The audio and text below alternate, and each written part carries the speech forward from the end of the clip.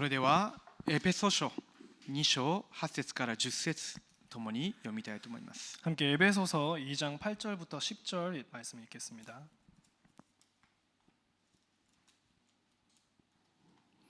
エペソ書2章8節から10節です。 에베소서 2장 8절부터 10절 말씀입니다. 今日扱う内容が私たちの良い行いの価値です。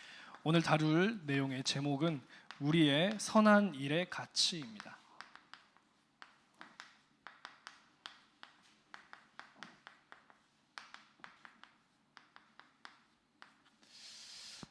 일본で信仰生活していらっしゃる方々、それからまだイエス様は信じれてないけれども自分もクリスチャンになりたいというふうに思われている方にとってはこれをどう理解するかがとても重要でしょう。 일본에서 신앙생활을 하고 계시는 분들 또 아니면 아직 예수님을 믿지 못했는데 자기도 기독교인 되고 싶다라고 하시는 분들에게는 이 부분이 너무나도 중요한 부분이 됩니다. ではまず聖書の箇所を読みたいと思います。 함께 본문 말씀 읽겠습니다. せーの。あなた方は恵みのゆえに信仰によって救われたのです。それは自分自身から出たことではなく神からの賜物です。行いによるのではありません。誰も誇ることのないためです。私たちは神の作品であって良い行いをするためにキリストイエスにあって作られたのです。神は私たちが良い行いに歩むようにその良い行いをもあらかじめ備えてくださったのです。アーメン。私たちがすでに福音を与えられたそういう非常に祝福されたものになりました。 우리가 이미 구원을 받은 너무나도 축복받은 존재가 되었습니다. なぜ福音が与えられたということだけでそれほど大きな祝福ですか？ 왜 복음이 주어졌다는 것뿐만으로 그렇게까지 축복받은 존재일까요? 目に見えないことですけれどもものすごいものを受けたわけです。 눈에 보이지는 않지만 어마어마한 것을 받은 것입니다. キリストが私のために十字架で何を成し遂げられたのか？ 그리스도께서 십자가 위에서 나를 위하여서 무엇을 이루어 주셨는가? その方がよみがえられて今も何を成し遂げておられるのか？ 그분이 부활하셔서 지금도 무엇을 행하고 계시는 것인가? そのことを信じる瞬間3つの呪いが打ち砕かれてしまいました。 그것을 믿는 순간 세 가지 저주가 무너뜨려져 버린 サ 것입니다. タンの権威が砕かれてしまったんです。 사탄의 권세가 멸하였습니다. 皆さんの両親の罪、私たちの罪、アダムの子孫として生まれてきた現在、すべての罪の呪いをキリストが十字架で終わらせてくださったんです。 여러분의 부모님의 죄 그리고 여러분 자신의 죄 그리고 하나님을 떠나게 된 그 원죄까지 그리스도께서 십자가 위에서 다 해결하신 것입니다. 罪の結果、私には地獄に行くしかありませんでした。 죄의 결과로서 우리는 지옥으로 갈 수밖에 生きている 없었습니다. 間も地獄のような人生を生きなければなりません。 살아가는 동안에도 지옥과 같은 삶을 살 수밖에 없었습니다. その霊的な背景を全部変えてくださったんです。 그 영적인 배경을 완전히 다 바꾸어 버리신 것입니다. キリストを信じた瞬間です。 그리스도를 믿는 순간입니다. サタンが砕かれたんです。 사탄이 무너지는 것입니다. 皆さんの罪全部許されたんです。 여러분의 죄 다 사하여지는 것입니다. ですので地獄から神の国に移し入れられたわけです。 그렇기 때문에 지옥으로부터 하나님 나라로 이동된 것입니다. その人のことを神の子供と言います。 그런 사람을 칭하여서 하나님의 자녀라고 합니다. 私に神の子供の身分が与えられた瞬間、同時に与えられたものもあります。 우리에게 하나님의 자녀의 신분이 주어짐과 동시에 주어진 것이 있습니다. それが神の子供の権威です。 그것이 하나님 자녀의 권세입니다. その神の子供として与えられた権威を知って用いる人はサタンに現実の中で勝利するようになります。 하나님의 자녀로서 주어진 것을 알고 사용하는 자는 사탄에게 현실에서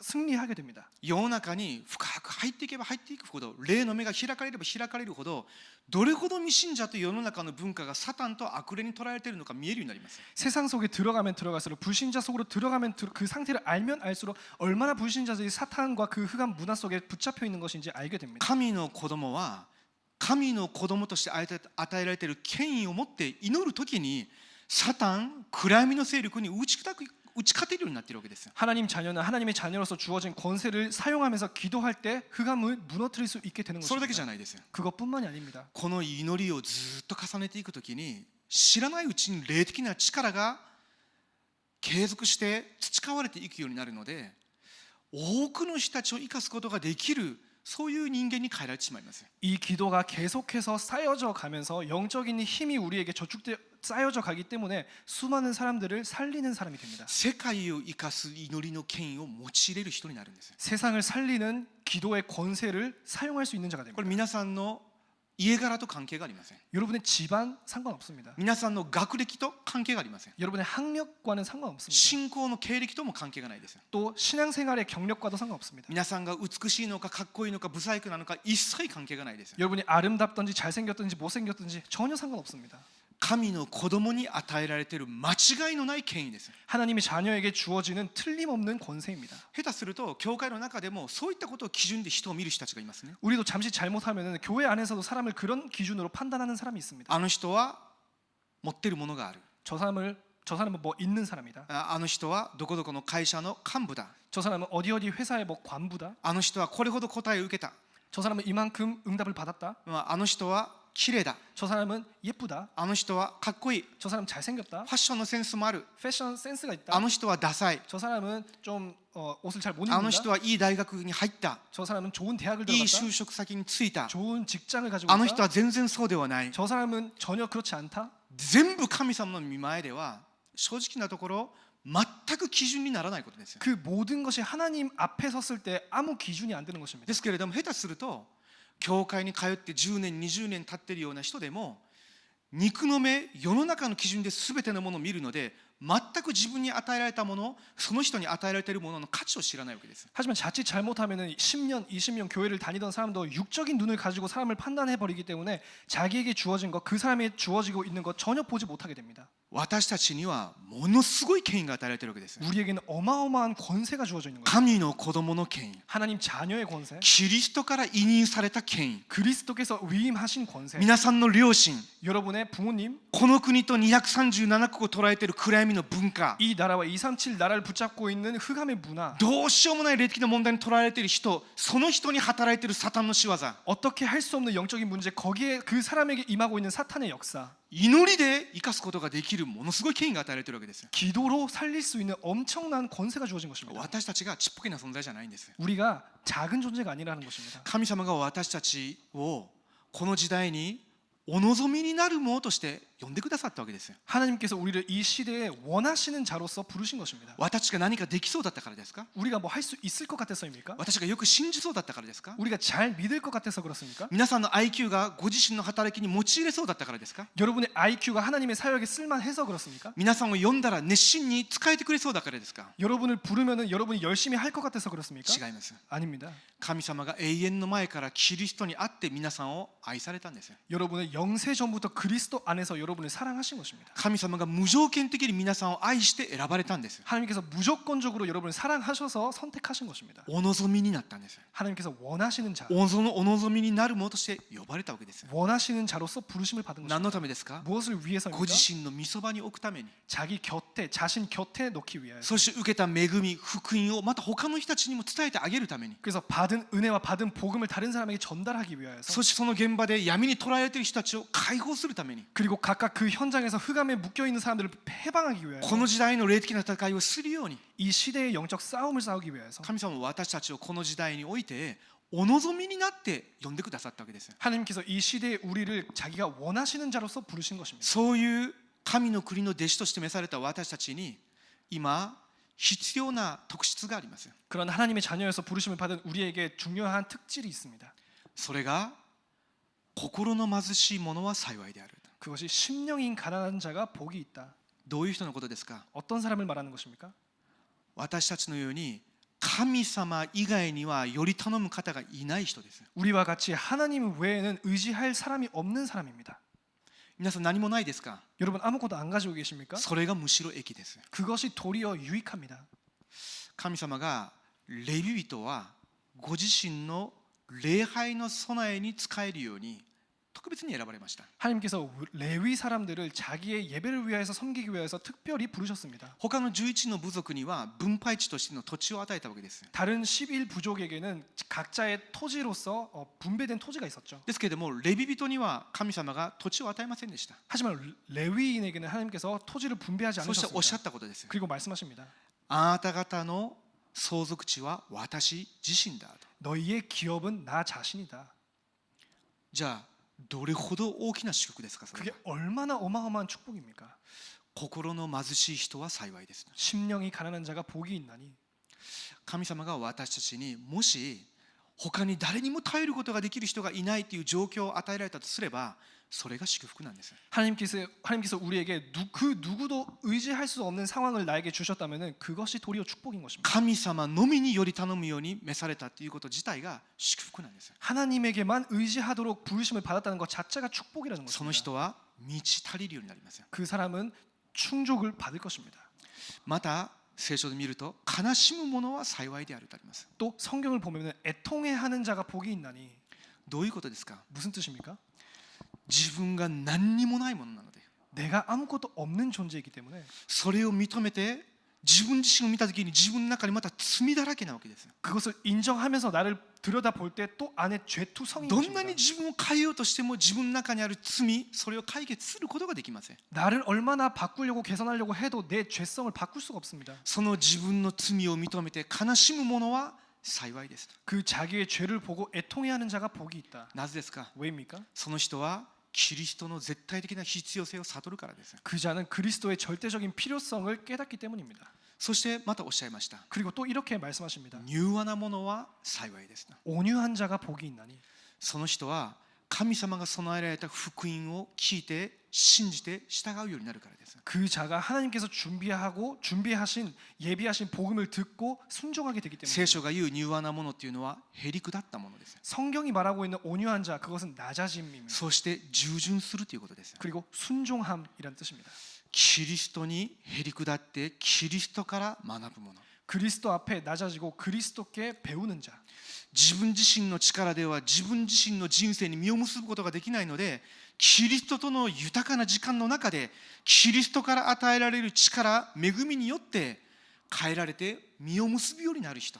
내 노력으로는 내 인생의 그 열매를 맺을 수 없기 때문에 그리스도에만 의존하면서 그리스도 안에서 그 열매를 맺는 사람. 神様が私を神の国の弟子としてそういうふうに今私のうちに新しい品性を作ろうとしておられるんです。 하나님께서 하나님의 나라의 제자로서 우리에게 새로운 품격을 주려고 하시는 것입니다. じゃあ今日信仰問答、私たちの良い行いの価値です。 오늘의 교리 문답은 우리의 선한 일의 가치입니다.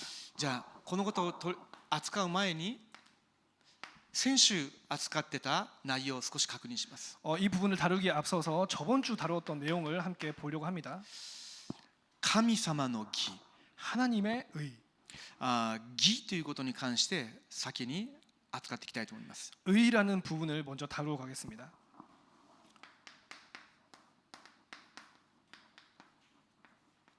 一般的な意味です。 일반적인 정의입니다. この義というのは 이 의라는 것은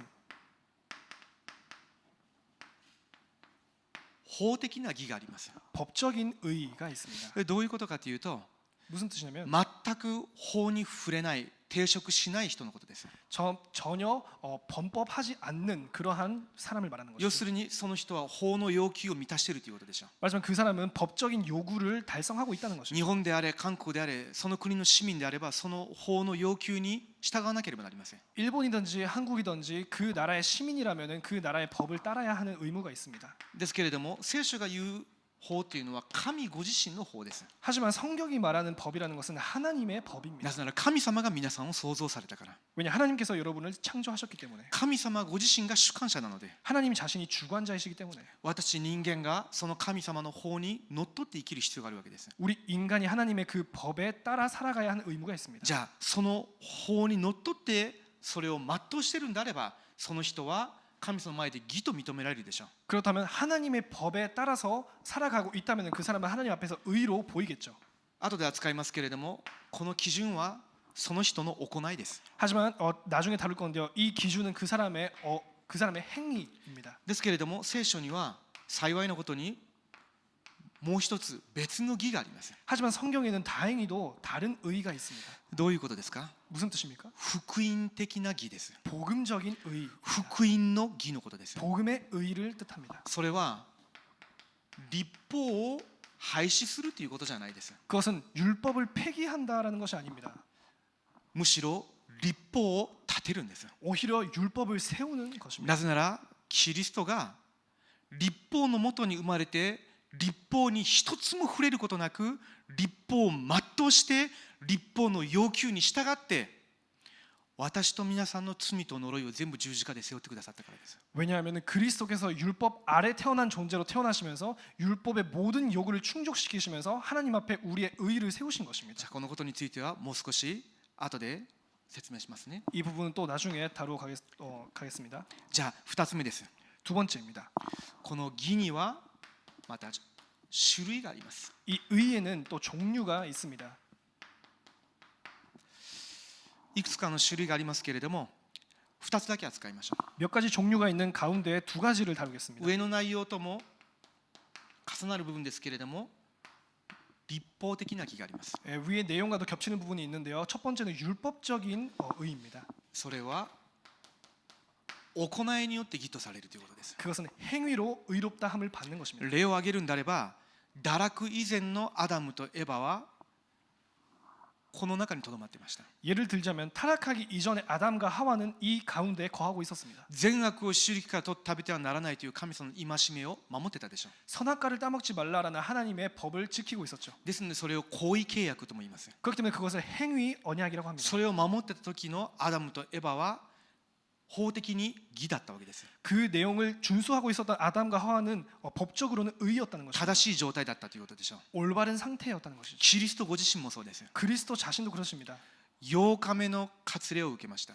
8일째 할례를 받으셨습니다. そして全ての神様の立法の要求を全うした方です。 그러면서 모든 하나님의 율법을 다 충족시키신 そ 분이십니다. れを超えて他の誰にも要求されなかったご自身の選びの民のためにあなたが彼らの罪の贖いのために十字架で死んでくれという神様の要求に従った方です。 그 외에 또 아무도 요구하지 않은 하나님의 요구인 너가 선택받은 자들을 위해서 너가 십자가에서 죽으라라는 그 요구까지도 달성하신 분이십니다. 神様のすべての立法と特別な要求すらも全部従順された方がキリストです。 하나님의 모든 율법의 요구와 또 하나님의 특별하신 그 요구에게도 다 충족하신 그런 분이셨다는 것입니다. じゃあ福音的な義もう一度扱いましょう。 그 다음에 또 복음적인 의 다루겠습니다. その福音的な義っていうのは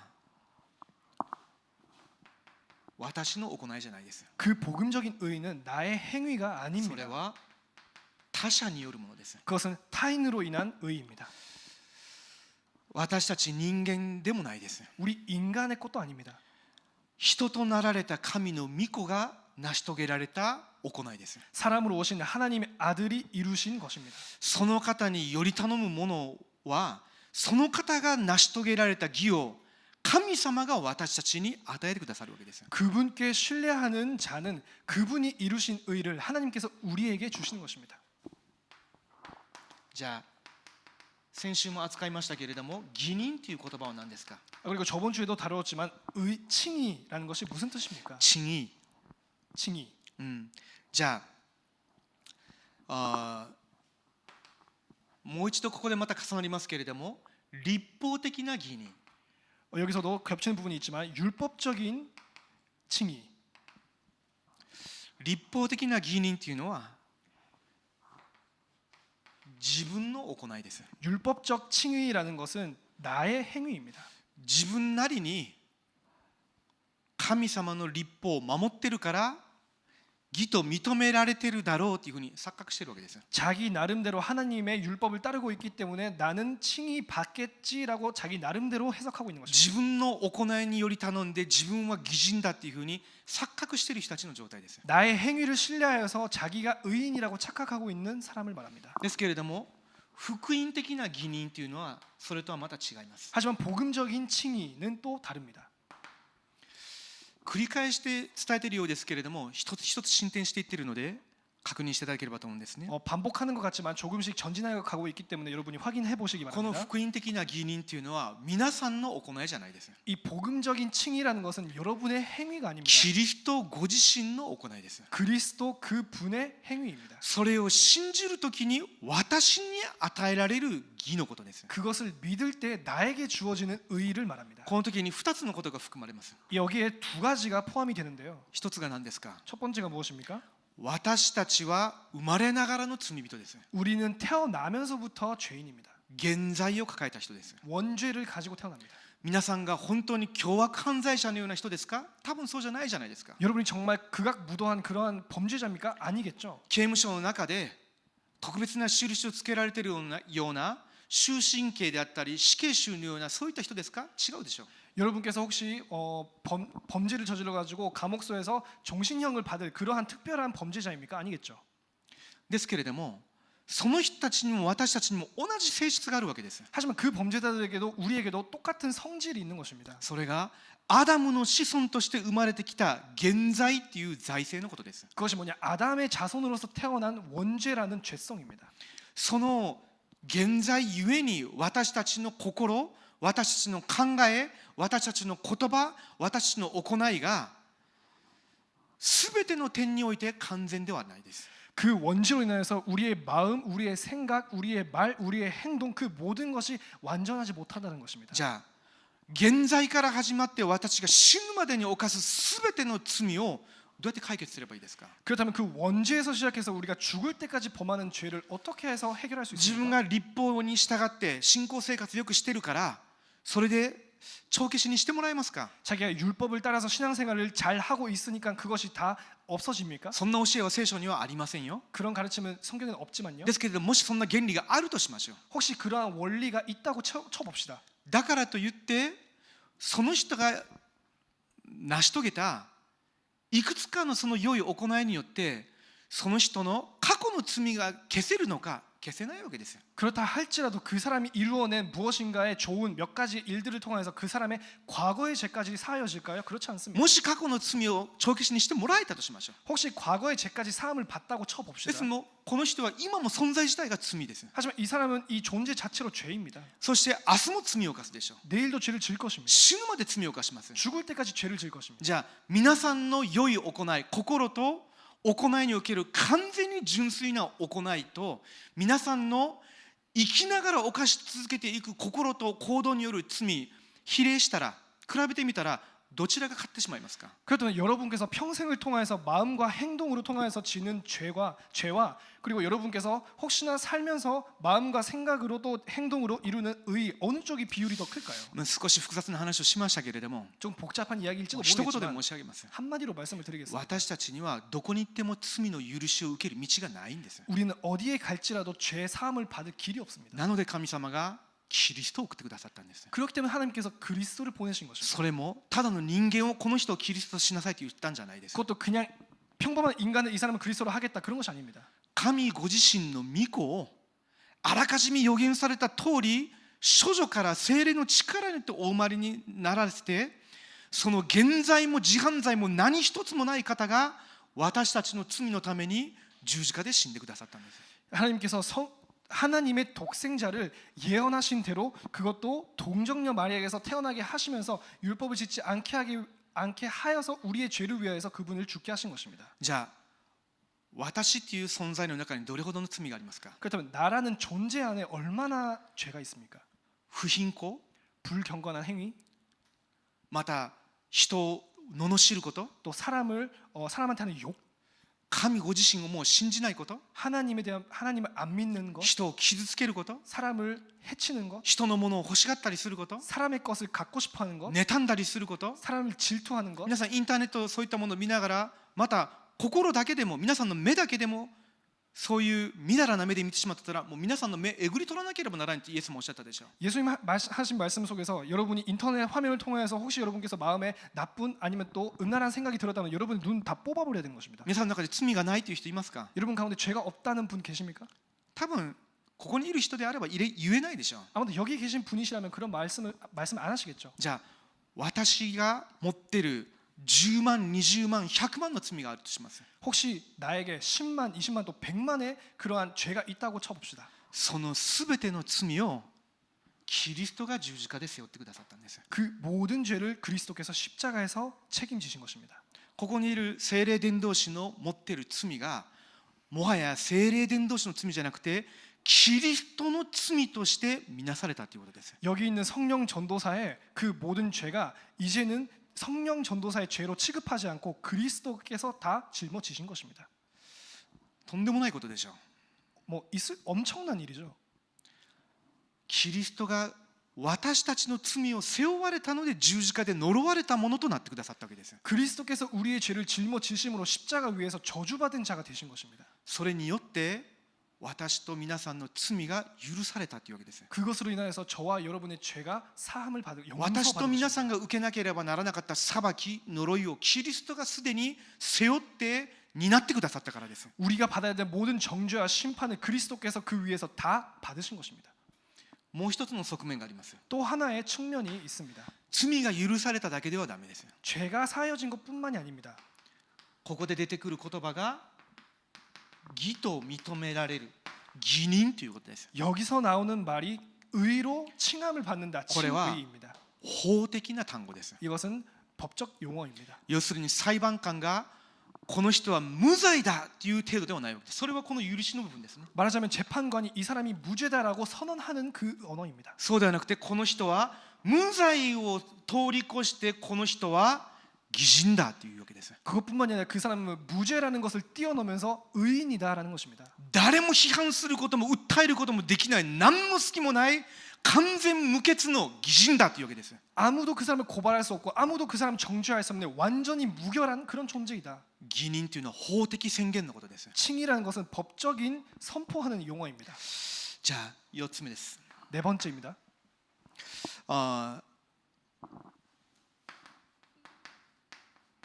神様の御前で 하나님 앞에서 私たちの義っていうものがどういうものでしょうか。 우리의 의라는 것이 하나님 앞에서 어떤 것일까요?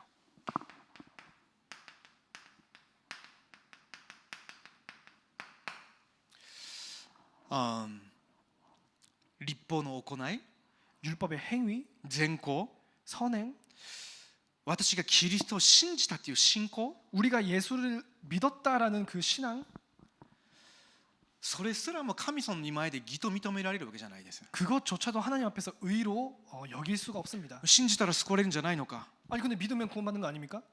もちろんそうです。 당연히 그렇습니다. ですけれども神様がご覧になるときに私たちの信仰自体に価値があるから救われるんじゃないんです。 하지만 하나님께서 보셨을 때 여러분의 믿는 그 믿음의 가치가 있어서 여러분이 구원받는 것이 아닙니다. キリストが十字架と復活によって打ち立てられたその功績そのものに絶大な価値があるわけです。 그리스도의 십자가의 죽으심과 부활하심으로 이루어진 그 공로에 절대적인 가치가 있는 것입니다. ですのでそのキリストの絶対的な功績が私のこの全部の汚い罪、私の全存在を全部洗い清めて私を義とされるんだなということを信じるから義とされるわけです。 그 그리스도의 절대적인 공로로 인하여서 나의 모든 죄 더러움이 사하여지는 것을 믿기 때문에 그것이 인정되는 것입니다. 私の信仰はただそのキリストの功績に預かるためにそれを受け取る手段にしか過ぎません。 나의 믿는 그 믿음이라는 것은 그리스도의 그 공로를 얻는 그 행위에 지나치지 않습니다. 5つ目です。 다섯 번째입니다. じゃあキリストの義が 그리스도의 의가 どのようにして私たちの義というふうに見なしていただけますか。 그리스도의 의가 어떻게 우리의 의라고 볼 수 있습니까? それは神様ご自身が自ら私に与えてくださるんですよ。 그것은 하나님 자신이 우리에게 직접 주시는 것입니다. 神様が初めからそのように定められたんですよ。 하나님께서 처음부터 그렇게 작정하신 것입니다. 私としては何をすればいいですか。 그럼 우리 입장으로는 뭘 해야 됩니까? 神様がその定められた救いの方法をただ信じて受け取るだけなんです。 하나님께서 작정하신 그 구원의 방법을 믿고 받아들이는 것입니다. この部分が非常に重要です。 이 부분이 참 중요합니다. 私たちはキリストの功績によって罪が許されるだけではなくて義と認められる存在なんだということを確信する必要があるんです。 우리가 그리스도의 그 공로로 인하여서 우리 죄 사함뿐만이 아니라 우리가 의인으로 칭함을 받는다라는 것에 대한 확신을 가질 필요가 있습니다. 神様が私を永遠の前からこのようになるよう定められたんです。 하나님께서 우리를 영세 전부터 이렇게 되도록 정하신 것입니다. キリストにあって私を愛して選んでくださったんですよ。 그리스도 안에서 사랑으로 선택하신 것입니다. 聖霊によって私に恵みによる働きをしてくださったんですよ。 성령으로 인하여서 은혜로 인하여서 우리에게 역사하신 で 것입니다. すので私はそれをただ恵みというわけです。 그렇기 때문에 우리가 그것을 오직 은혜라고 하는 것입니다. 神様が私にただ恵みによって働いてくださったんですよ。 하나님께서 오직 은혜로 우리에게 이루신 것입니다. じゃあなぜ信仰によってのみ私が救いに至りますか。 그렇다면 우리가 왜 믿음으로만 구원에 이를 수 있습니까? もう一度申し上げますよ。 다시 한번 말씀을 드리겠습니다. 私たちの信仰自体に価値があるわけじゃないです。 우리의 믿음 자체에 가치가 있는 것이 아닙니다. キリストの義自体に絶大な価値があるわけです。 그리스도의 의 자체에 절대적인 가치가 있는 것입니다. もしそこに私たちの行いをプラスアルファするんであればどうなりますか。 혹시 우리가 거기다가 우리의 의를 더 얹은다면 어떻습니까? キリストの義を私たちの汚れた衣のようなそういう行いにプラスできますか。補うようなものですか。 그리스도의 의라는 것이 우리의 더러운 옷과 같이 된 그런 죄성에다가 그것을 덧붙이는 그런 것입니까? むしろキリストの完全な義それによる救いというものを歪めてしまいます。 도리어 그리스도의 완전한 의 그것을 왜곡시켜 버리는 みそぼら 것입니다. しいものにしてしまいます。 그것이 보잘것없게 돼 버리는 것입니다. ものすごく不安定なものにしてしまいます。 너무나 불완전한 것이 되는 것입니다. ですので私たちはただ信仰によってのみというわけです。 그렇기 때문에 우리가 오직 믿음으로만 要するに私たちの行いはそこに一切含まれないということです。 말하자면 우리의 행위는 거기에 일체 포함되지 た 않는다. だキリストの行いによってのみということです。 오직 그리스도의 행하심으로 인하여 キリストの功績により頼むだけで神様がその信仰によって私を義と見てくださるんです。 오직 그리스도의 공로로 인하여서 그 공로를 신뢰하는 그것으로 인하여서만 하나님께서 우리를 의로 칭하시는 것입니다. もし歴史的にイエスがキリストであられる罪人のために十字架で死なれたその方を信じるんであれば義と認められて罪と裁きから解放されるということであればサタンでも信じています。 혹시 역사적인 사실로서 예수 그리스도라는 인물이 와가지고 우리를 위하여서 또 죄인을 위하여서 죽으셔가지고 그 공로로 인하여서 우리가 죄와 정죄함과 심판으로부터 구원을 받는다라는 것을 믿는다면은 그것은 사탄도 믿고 있습니다. 信じるというと少し語弊があるのでサタンでも知っている事実です。 믿고 있다 하면 좀 오해가 있기 때문에 사탄도 알고 있는 사실입니다. ですけれどもサタンはその事実を知ってはいてもそうだ私の今までのすべての罪を許していただくために十字架と復活によってキリストが成し遂げられたそのキリストの功績だけにより頼もうというふうにより頼むことは絶対にしません。 하지만 사탄이 그 사실을 알고는 있다 할지라도 그것으로 인해서 나의 과거의 모든 죄가 사하여지고 그리스도의 십자가의 공로를 의지함으로만 나의 모든 구원이 주어진다 그런 식으로는 믿을 수 없습니다.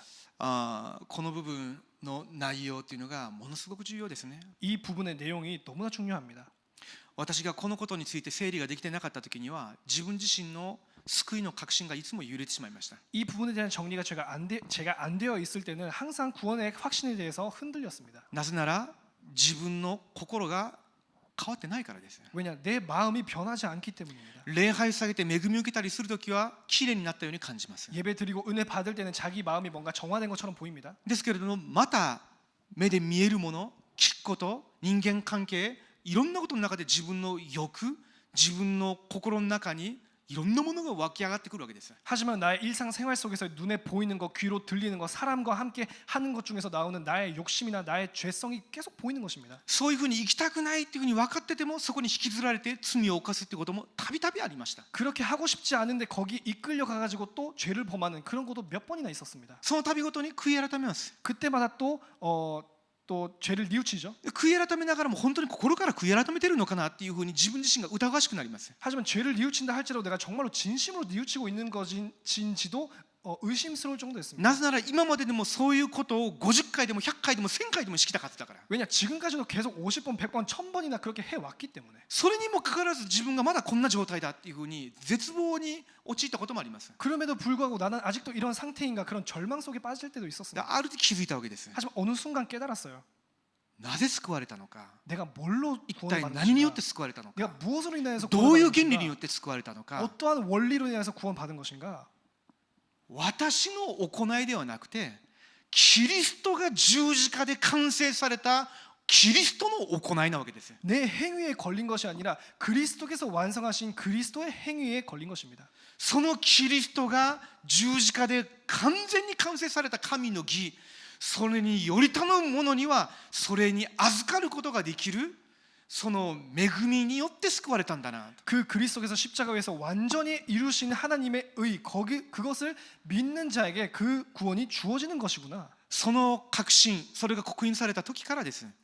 自分の救いに対して揺れなくなったんですね。 그 확신이 각인되었을 때부터 나의 구원에 대해서는 흔들리지 않게 되었습니다. なぜなら私の心の状態、霊的な状態、行いと何の関係もないからですよ。 왜냐 내 마음의 상태, 내 행위, 내 영적 상태 아무 관계가 없기 때문입니다. 私自身を見るならば当然罪はあるでしょう。 내 자신을 들여다 본다면 당연하게 죄인이겠죠. 人が見たとしても私にまだ欠点、汚点いくらでもあるでしょう。 또 남이 나를 봤을 때도 나에게도 더러운 점, 또 실수하는 점 또 있겠죠. ですのでサタンが調子に乗って私にいろんなことをささやくこともあり得るでしょう。 그렇기 때문에 사탄이 또 의기양양해가지고 우리에게 또 말할 때가 있겠죠. で 속삭일 す 때가 けれど 있겠죠. も神様は私たちに違うとおっしゃられるわけです。 하지만 하나님께서는 우리에게 그렇지 않다라고 말씀하십니다. 私の子があなたの代わりに全ての呪い、全ての罪を十字架で背負ったので、あなたの罪は全部終わったんだ、許されたんだと。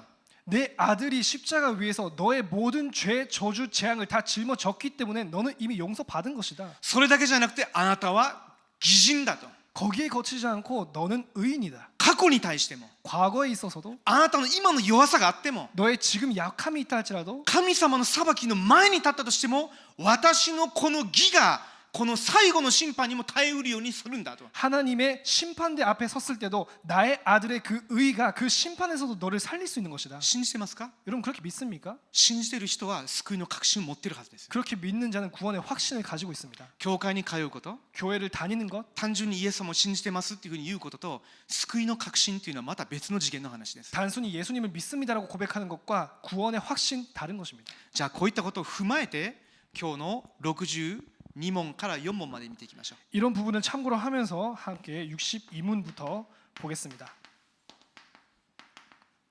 問い62問です。 제 62문입니다. 共に読みましょうか。 함께 읽겠습니다.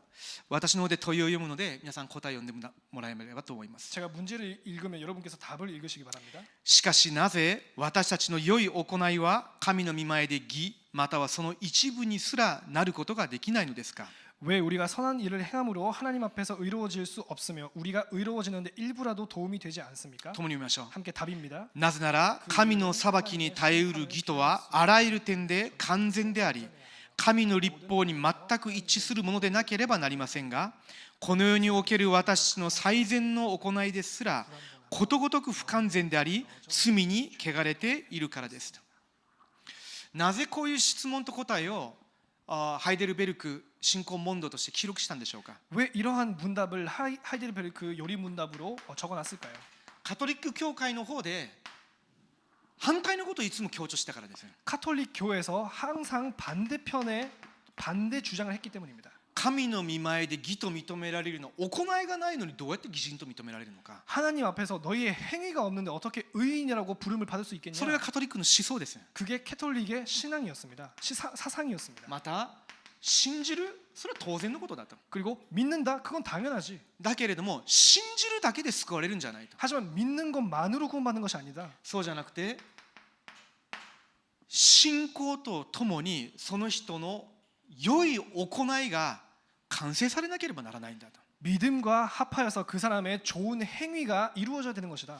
ですけれども今日のこの62問の答えは全く違うことを教えてますね。 하지만 이 62문의 답은 전혀 다른 답을 내고 있습니다. 神の裁きに耐えうる義とはあらゆる点で完全でありとあります。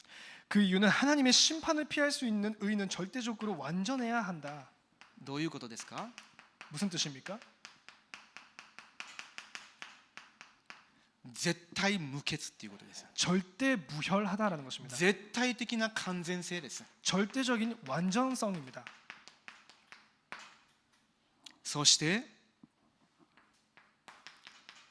それはどういうことかというと、全的に神様の方、律法に一致しているべきだと。 그러면서 그 내용이 모든 면에서 하나님의 율법에 부합해야 하기 때문이다.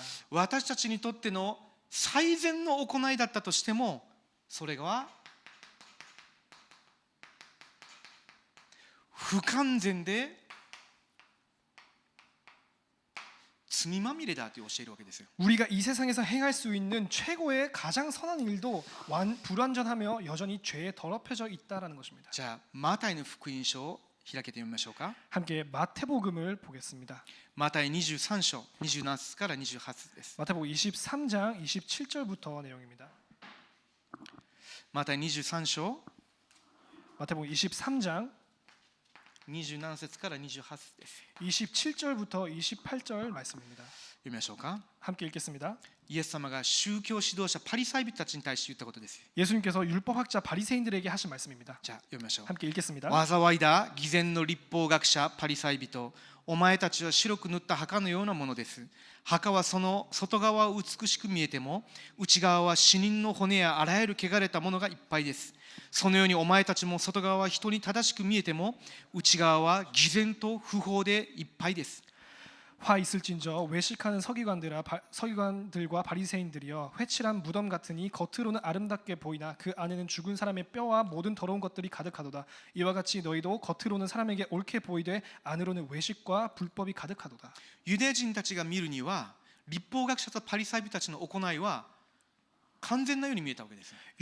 유대인들이 봤을 때는 서기관들, 율법학자들과 또 바리새인들은 그 행위가 온전했다라고 보는 ですけれ 것입니다. どもイエス様の目にはそれは白く塗った墓のように外側だけのものだっていうわけですよ。 하지만 예수님께서 보셨을 때는 그것이 마치 회칠한 무덤같이 바깥 겉면만 옳게 보이는 것이다. その人たちの内側、心は罪まみれだと言ってるんですね。 그 사람의 내면, 그 사람의 마음은 죄투성이라는 것입니다. ですのでエレミヤ 그렇기 때문에 에레미야서 17章9節見てみると、 17절 預 9절 言者がもう何百年前に人間の心の陰険さについて嘆いたわけですよ。 몇 차례나 예언자들이, 선지자들이 인간의 마음의 더러움에 대해서 말하고 있는 것입니다. 17章9節 에레미야서 17장 9절입니다. 読みますね。人の心は何よりも陰険でそれは治らない。誰がそれを知ることができよう。 만물보다 거짓되고 심히 부패한 것은 마음이라 누가 능히 이를 알리오마는. うつ病になった人、あるいは心の病を抱えた人であれば心理療法を受ければよいでしょう。 우울증이 걸린 사람, 또 정신병이 걸린 사람이라면 심리요법을 행하면 되겠죠. です神様がご覧になるときにはそれよりも深刻な問題があるわけです。 하지만 하나님께서 보셨을 때는 그것보다 심각한 문제가 있다는 現 것입니다. 在ゆえにその人の心が罪によって汚染された罪という病を抱えているということです。 원죄로 인하여서 그 사람의 마음이 죄로서 더러워져 버린 죄라는 문제가 있는 것입니다. それは誰も治せないと。 그 병은 누구도 해결할 수 없다. 誰がそれを知ることができようかと。 능히 이를 알리오마는. 今でも世の中の精神科医、心理学者も知らない内容でしょう。 세상의 정신과의 또 심리학자도 모르는 내용이죠. ですのでローマ書3章10節で義人はいない、一人もいないと言ったわけです。 그렇기 때문에 로마서 3장 10절에 의인은 없나니 하나도 없다. その根本が全ての人は罪を犯したので神からの栄誉を受けることができず。 그 근본이 무엇이나 로마서 3장 23절에 모든 사람이 죄를 범하였으니 하나님의 영광에 이르지 못하더니. 違法人であれユダヤ人であれ霊的に神から離れているんであれば神の栄光に至ることはできないんだと言ってるんです。 이방인이나 유대인이나 하나님의 의 죄를 가지고 있기 때문에 그 의에 도달하지 못한다는 것입니다. ですので私はキリストの十字架の功績のみにより頼むわけです。 그렇기 때문에 우리는 그리스도의 십자가의 공로에만 신뢰하는 것입니다. 問い63です。 제 63문입니다. 問いを読みますね。 문제를 읽겠습니다. しかし私たちの良い行いは神がこの世と後の世でそれに報いてくださるというのにそれでも何の値打ちもないのですか。答えをともに言いましょうか。 함께 답을 읽겠습니다. その報酬は功績によるのではなく恵みによるのです。善行について報いがあると聖書に書いてるんじゃないのか。 성경에 우리의 선행에 대하여서는 상급이 주어진다고 적혀 있는 것이 아닌가? これも前提がカトリックの思想が背景にあります。 이것도 전제로 카톨릭의 사상이 들어 있습니다. どういうことかというとカトリックでは報いがあるっていうんであれば当然功績を残したから報いがあるんじゃないのか。 카톨릭에서는 성경에서 상급이 주어진다라고 말하는 것은 우리가 무엇을 행하였기 때문에 무엇을 남겼기 때문에 거기에 대한 상급이 있는 것이 아닌가? これがカトリック信仰の土台にあることです。 그것이 캐톨릭 신앙의 근본에 있는 것입니다. ですので当然のことですけれどもその人の地上で生きている間の功績が永遠の命という報いに預からせるんだと。 그렇기 때문에 그 사람의 생전의 공적이 그 사람의 영원의 영생을 얻게 하는 것이다. ですけれども一体誰が神様の御前で完全にあなたは完全無欠の絶対的な義人だというふうに認めていただけますか。 그렇다면 도대체 어떠한 사람이 하나님 앞에서 절대 무결한 의인이다라고 칭함을 받을 수 もし 있습니까? ですよ 혹시나 今21世紀もう人口がどれぐらいですか。80億ですか。 지금 21세기 인구가 한 80억입니까? その中で一人でもはい私ですっていうふうにもし出てきたらどうしますか。 그 안에서 혹시 한 명이라도 네 저가 그렇습니다라는 사람이 나오면 어떻게 됩니까? 神と等しいぐらい私は完全無欠ですと。 나는 하나님과 동등할 정도의 나는 절대 무결합니다. 私の内側も私の行いも全部神と等しいぐらい私は正しいはずですと。 나의 내적으로나 아니면 외적으로조차 나는 하나님과 같을 정도로 나는 의인입니다. そういうふうに出てきたその人自身が神様から見たら傲慢という罪に当たります。 그렇게 나오는 순간 그 나오는 행위 자체가 하나님이 보셨을 때는 교만함입니다. そういう人たちのことをイエス様が偽善者と言ったわけです。 그런 사람들을 예수님께서 위선자라고 말씀하신 것입니다. なので立法学者パリサイ人大祭司をイエス様がいつも非難した理由がそこにあるわけです。 그렇기 때문에 율법학자, 대제사장 또 바리새인 그런 사람들을 비판하신 이유가 거기 있습니다. 外側だけで上辺だけで実は心の中は罪の塊のような状態なのに人々の前では偉そうに自分が正しいものの中に振る舞っているその人たちをイエス様が痛烈に批判したわけですよ。 자기 겉면만 자기 겉으로만 깨끗하게 하면서 속은 죄투성이면서 사람들 앞에서는 의인 척을 한 것입니다. じゃあ見ていきましょ 그렇다면 う。報いっていうふうにありますけれども 상급이라고 있는데요. その私たちがもし救われた後に行う良い行いそれに報いがあるとすればそれは功績によるものじゃなくて恵みです。それは 우리의 구원받은 이후에 우리의 행위에 그러한 상급이 있다면 그것은 행위로 인한 것이 아니라 은혜입니다. 先ほど私がエペソ2章10節読んだじゃないですか。 함께 에베소서 2장 10절을 읽었죠. もう一度私の方でお読みしますね。 다시 한번 제가 읽겠습니다. 私たちは神の作品であってということは私たちを神様が恵みによってキリストにあって救ってくださった私たちの救い存在そのものが神の作品だと言ってるんですね。 여기서 우리는 그가 만드신 바라 그 말 자체가 우리를 구원하시고 영세전부터 계획하시고 구원하신 그 모든 것이 하나님께서 만드신 작품이라는 것입니다. なので良い行いをするためにキリストイエスにあって作られたのです。 그래서 선한 일을 위하여서 지으심을 받은 자니 神は私が良い行いに歩むようにその良い行いをもあらかじめ備えてくださったのです。 이 일은 하나님이 예전에 예비하사 우리로 그 가운데서 행하게 하려 하심이니라. ということはどういうことですか。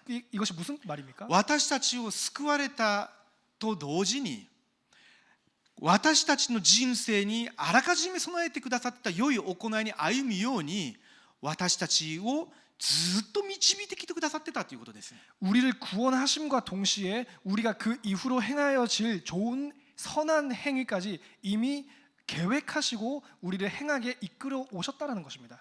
それであれば私たちのその良い行いもそれに対して神様が報いを与えるっていうのもそれは私たちの功績によるものじゃなくて恵みだというわけです。 그러면 그 모든 선한 행위도 그리고 그것으로 인하여서 받는 우리의 상급조차 모든 것이 은혜라는 것입니다. ヤコブ書2章24節見ましょうか。 야고보서 2장 24절을 보겠습니다. 信仰義人という教えに対して一番混乱を与えるような聖句がこの箇所でしょう。 믿음으로 말미암은 의라는 것에 있어서 가장 이신칭이라는 것에 있어서 가장 혼란을 주는 그런 성경 구절이죠. じゃあ24節見ましょうか。 24절을 보겠습니다. 人は行いによって義と認められるのであって信仰だけによるのではないことが分かるでしょう。 이로 보건대 사람이 행함으로 의롭다 하심을 받고 믿음으로만은 아니니라. どうですか。 어떻습니까, 여러분? 私が恵みによって信仰によって救われるとかって言って恵みを受けたはずなのにこういう聖書の箇所を読んだ瞬間あれっていうふうになるかもしれませんね。 우리 자신이 내가 그 은혜로 인하여서만 믿음으로 말미암아 구원을 받는다라고 고백을 했는데 이런 구절을 보면 또 갸우뚱해지죠. ですけれどもここでヤコブが言ってることは救いに関しての義を言ってるわけじゃないんです。 하지만 여기서 야고보 사도가 말하고 있는 이 행위라는 것은 구원에 직결하는 행위가 아닙니다. ギリシャ語の言語で言うんであればこれは義と認められるということではなくて救われた者が良い行いによって自分を証明するということです。 여기서 헬라어의 원어적인 의미는 이것은 이 행위로 말미암아 내가 칭의를 받는다라는 것이 아니라 이미 의인이 된 사람이 자기의 그 의를 행위로서 나타낸다라는 ですのでその前にアブラハムのことが記録されていますね。 그렇기 때문에 이 구절 이전에 아브라함에 대해서 다루고 있죠. アブラハムについて創世記15章6節見てみると彼は主を信じた主はそれを彼の義と認められたとあります。 여기서 아브라함이 창세기 15장 6절에서 말하기로는 아브라함이 주를 믿음에 그 믿음이 의로 칭함을 받았다라고 나와 있습니다. そしてその後その信仰によって信仰からの行いが出てきたわけです。 그러면서 그 믿음으로 말미암아 그 믿음으로 인한 행위가 뒤따르는 것입니다. それは何かというと神によって義と認められたことに対する行いによる証明ということです。 그것은 뭐냐? 하나님으로부터 의인이라고 칭함을 받았다는 것에 대한 증명이라는 것입니다. 矛盾してますか？ 모순입니까 이게? 矛盾してないはずですよ。 모순이지 않습니다. じゃあ私が牧師ですね。 제가 목사입니다. キリストを信じた神の子供です。 그리스도를 믿은 하나님의 자녀입니다. ですけれども私が一人でいる時にはもうずっともうおかしなものばっかり見てもう陰では精霊伝道師殴り倒してもうものすごい悪いもう F ワードみたいなことをずっと言ってたら皆さん私のことどう見ますか？ 내가 목사라고 이렇게 하지만 제가 뒤에서 혼자 있을 때는 스마트폰으로 또 이상한 거 많이 보고 그리고 여러분이 안 보이는 곳에서 김성년 전도사를 그냥 죽도록 패고 그리고 뭐 욕도 많이 하고 그러면 여러분이 저를 어떻게 보겠습니까? あの人の信仰は偽物だって言うでしょ。 저 사람의 신앙 믿음은 거짓이다라고 あれ 하겠죠. 牧師じゃなくて詐欺師だって言うじゃないですか。 저거는 목사가 아니라 ということ 사기자. はどういうことですか？ 이게 뭔 말입니까? 私が告白している信仰を全く私の行いによって証明できてないということでしょう。 이것은 내가 고백하고 있는 이 믿음을 내 행위로서는 실천하지 못하고 있다는 것이겠죠. 当時初代教会にそういう人たちがいたということです。 당시 초대교회에 그러한 사람이 있었다는 あ 것입니다. なたの信仰が生きたものであれば生きたものとして証明してみなさい。救われたものであればそれなりの行いが出てくるはずなのにあなた方にそれがないんであれば死んでんじゃないのかって言ってるわけです。 너희의 믿음이 살아있는 믿음이라면 그것을 행위로서 증명해보라. 너에게 행위가 뒤따르지 않는 믿음은 죽어있는 것이다. 이렇게 말하고 있는 것입니다. じゃあもう一箇所ちょっと見ましょうか。 또 한 군데 다뤄보겠습니다. ルカの福音書 누가복음 7章 7장 47節です。 47절입니다. なぜこういう箇所を扱うかというと多くの人たちがカトリックの思想とかを聞いたりしてあるいは触れたりして葛藤する人たちがいるからですね。 왜 이런 부분을 다루냐 하면은 수많은 사람들이 카톨릭의 그런 신앙을 듣고 또 혼란에 빠지는 위험이 있기 때문입니다. じゃあルカの福音書 누가복음 7章 7장 47節 47절입니다. 私のお読みしますね。 제가 읽겠습니다.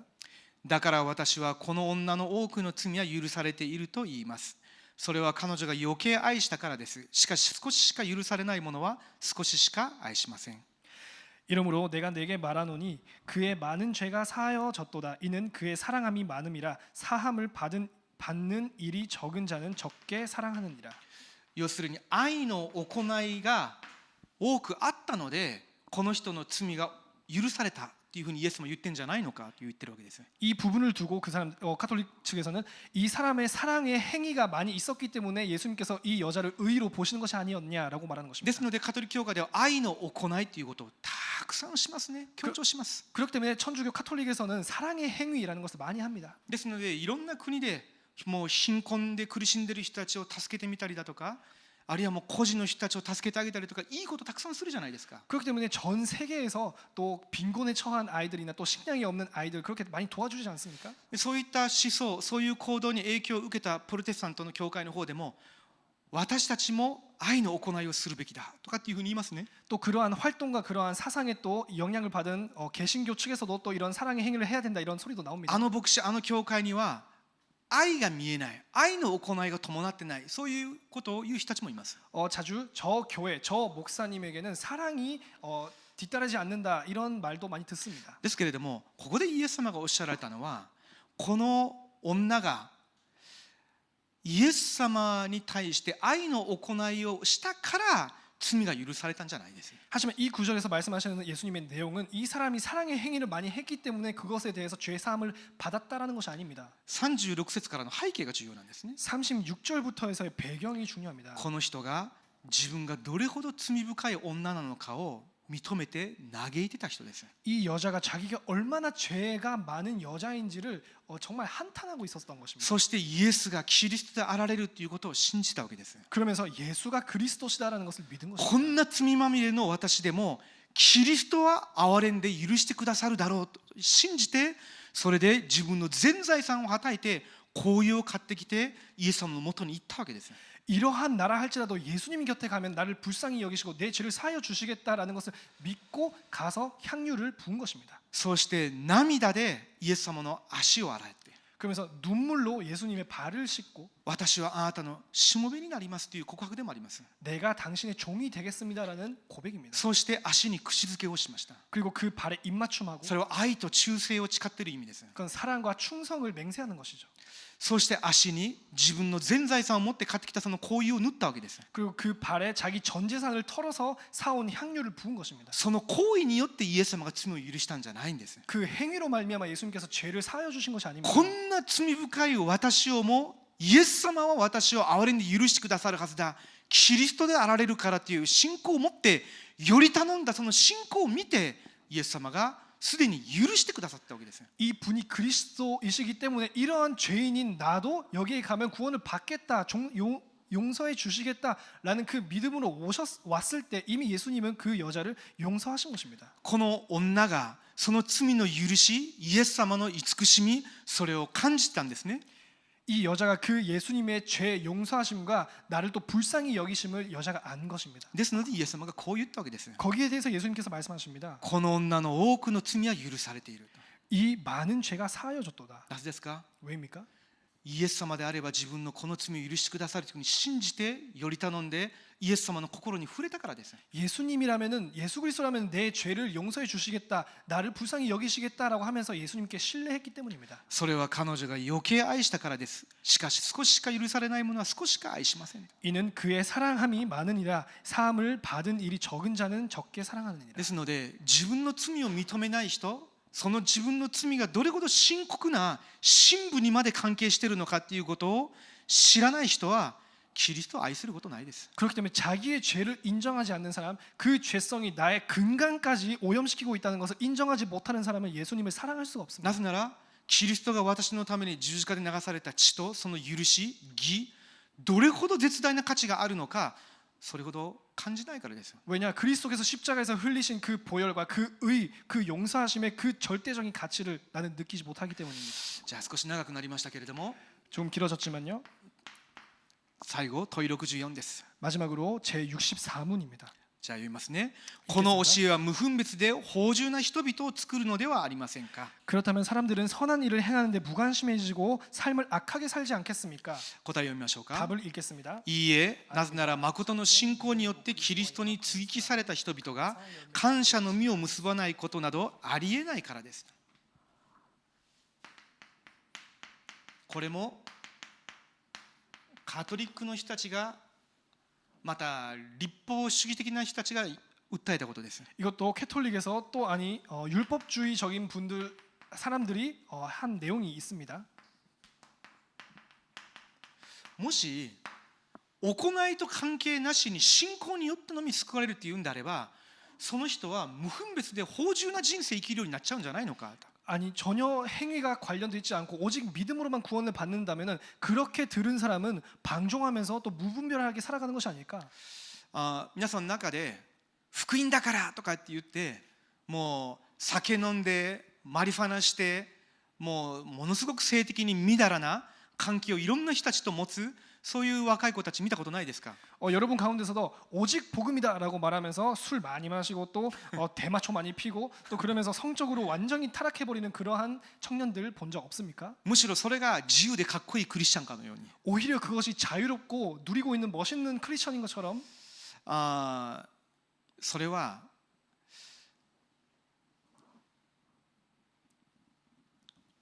この福音の革新的な教理がその人を無分別芳醇にしているわけじゃないです。 그것은 이 복음의 핵심적인 교리가 그 사람을 무분별하게 방종하게 하는 것이 아닙니다. その人がそういうふうにしているのは、少し人間的な表現になりますけれどもたまたまです。 그 사람이 그렇게 무분별한 삶을 사는 것은 인간적인 표현을 쓰자면은 우연히 그런 것입니다. その人がその瞬間はそういうふうにして罪に溺れて霊的な問題に振り回されているだけです。 그 사람이 그 순간에는 그 사람이 죄에 빠지고 영적인 문제에 자기가 휘둘리고 있는 것뿐입니다. もう一つ言えることがあります。 또 한 가지 이야기할 수 있습니다. それはその信仰義人という教理自体に問題があるんじゃなくて、その人自身にこの信仰によって義と認められるキリストの義が与えられて完全に許されて完全に義人となるということが適用されてないからです。 그것은 이 이신칭의의 교리 자체에 문제가 있는 것이 아니라 그 이신칭의를 받은 자기가 그 이신칭의가 어떠한 하나님께서 완전하게 자기를 의인으로 칭해 주시는 것인지를 잘 적용하지 못하고 있기 때문입니다. もしカトリックのようにもしそういうただ信仰によってのみ救われるっていうんであれば無分別で芳醇な信徒を作ってしまうんじゃないのか。もしそれであれば罪を助長することになるので教会からこんな教えは抹消するべきだっていうんであれば福音そのものがこの時代から消え去ってしまいます。 혹시 카톨릭 측에서 말하는 것처럼 이러한 오직 믿음으로만 구원을 얻는다라는 그러한 가르침 때문에 혹시 사람들이 무분별하게 살고 또 악하게 살아버린다면은 이 모든 교리는 교회에서 근절해버려야 된다라는 그런 말이 맞다면은 지금 이 시대의 교회에서 복음은 완전히 다 없어졌을 것입니다. ですけれども私はそうはしません。 하지만 우리는 그렇게 하지 않습니다. むしろ私たちの行いではなくて神様がキリストの行いによって完成された救いそれを保存します。 도리어 나의 행위가 아니라 그리스도의 의로 말미암아 우리가 구원받았다라는 그 복음의 내용을 우리는 보존하게 되는 것입니다. そしてこのように錯覚している人が福音が個人化されて適用できてないんであればより一層しっかりと教える必要があるということです。 그러면서 그렇게 방종하면서 살고 있는 사람들이 복음이 개인화가 되지 않고 적용되지 않고 있다면 그 사람을 도리어 살릴 수 있게 되는 것입니다. ですのでこの問い64でこの教えは無分別で芳醇な人々を作るのではありませんかという問いに対して私ははっきりといいえというわけです。 그렇다면 사람들은 선한 일을 행하는데 무관심해지고 삶을 악하게 살지 않겠습니다라는 답에 대한 그 질문에 대한 답은 아닙니다라고 할 수 있습니다. なぜなら誠の信仰その誠の信仰によってキリストに接ぎされた人だ。 왜냐? 그 참된 믿음으로 말미암아 그리스도와 연합된 자이기 때문입니다. その人は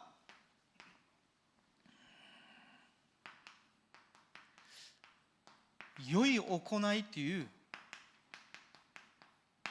実を必ず結ぶようになるからです。 그 사람은 감사의 열매를 꼭 맺게 되기 때문입니다.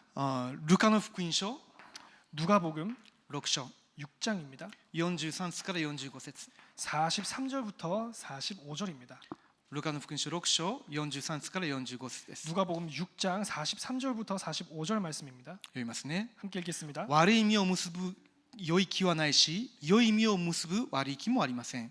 木はどれでもその実によって分かるものです。茨からイチジクは取れず、野原からブドウを集めることはできません。良い人はその心の良い蔵から良いものを出し、悪い人は悪い蔵から悪いものを出します。なぜなら人の口は心に満ちているものを話すからです。 못된 열매 맺는 좋은 나무가 없고 또 좋은 열매 맺는 못된 나무가 없느니라. 나무는 각각 그 열매로 아나니 가시나무에서 무화과를 또는 찔레에서 포도를 따지 못하느니라. 선한 사람은 마음에 쌓은 선에서 선을 내고 악한 자는 그 쌓은 악에서 악을 내나니 이는 마음에 가득한 것을 입으로 말함이니라.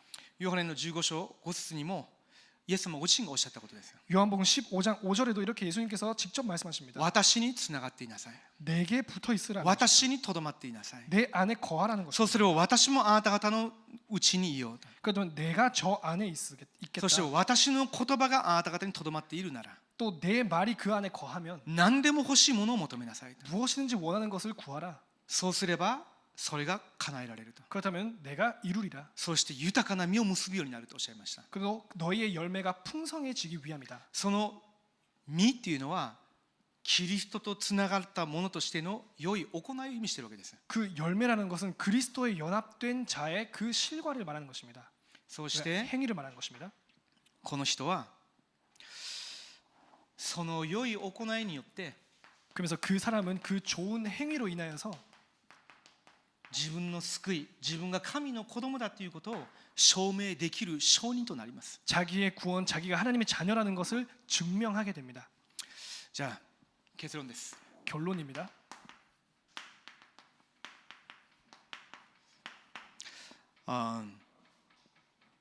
私にとって 우리에게 있어서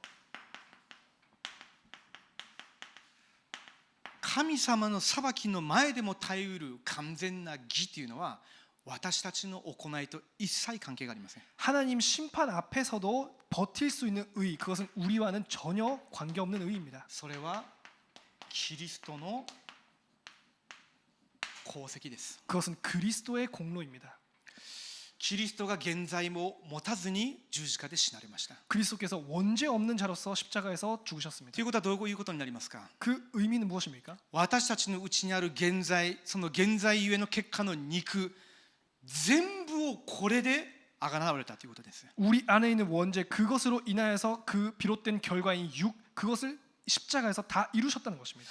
キリストが律法を一点一角も犯さない全部完成されたということは私たちの自犯罪のすべてをもう全部覆うほどの功績だということです。 그리스도께서 율법의 1.1획도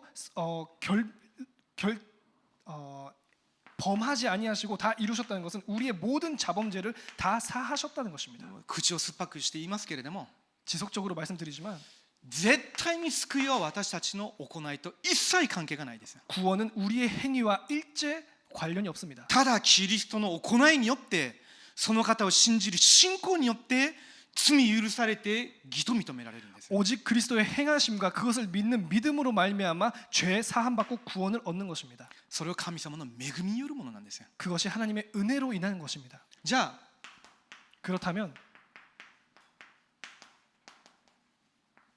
救われた者の